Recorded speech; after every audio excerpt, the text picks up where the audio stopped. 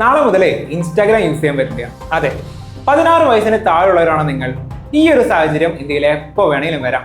Australia, UK മുതലായുള്ള രാജ്യങ്ങളിൽ നിന്ന് പ്രചോദനം ഉൾക്കൊണ്ട് ഇത്തരം നടപടികൾ ഇന്ത്യയിലും വരാൻ പോകും.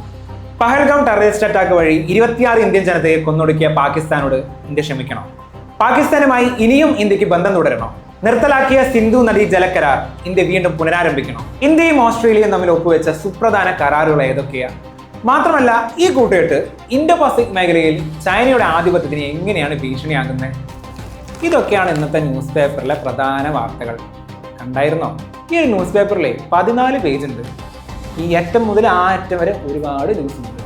ഇതിലേതൊക്കെ വായിക്കണം, ഏതൊക്കെ വായിക്കണ്ട, എത്രത്തോളം വായിക്കണം, എങ്ങനെ വായിക്കണം, ഇതിനെക്കുറിച്ച് എല്ലാവർക്കും ഒരു ഡൗട്ട് കാണില്ലേ? സിവിൽ 360 IAS അക്കാദമി ഇനി മുതൽ daily Hindu newspaper analysis free ആയിട്ട് മലയാളത്തിൽ പ്രൊവൈഡ് ചെയ്യാൻ പോവുക. This would be a one stop solution for your entire current affairs preparation for UPSC civil service exam. നിങ്ങൾ ചെയ്യേണ്ടത് ഇത്ര മാത്രം: യൂട്യൂബിൽ പോവുക, സിവിൽ 360 IAS അക്കാദമിയുടെ യൂട്യൂബ് ചാനൽ സബ്സ്ക്രൈബ് ചെയ്യുക. കറണ്ട് അഫയേഴ്സ് നോട്ട്സ് ആക്സസ് ചെയ്യാനായിട്ട് സിവിൽ 360 IAS അക്കാദമിയുടെ ഒഫീഷ്യൽ ടെലഗ്രാം ചാനലും ജോയിൻ ചെയ്യുക. അതിനായുള്ള ലിങ്കും മറ്റു വിവരങ്ങളെല്ലാം ഡിസ്ക്രിപ്ഷൻ ബോക്സിലുണ്ട്.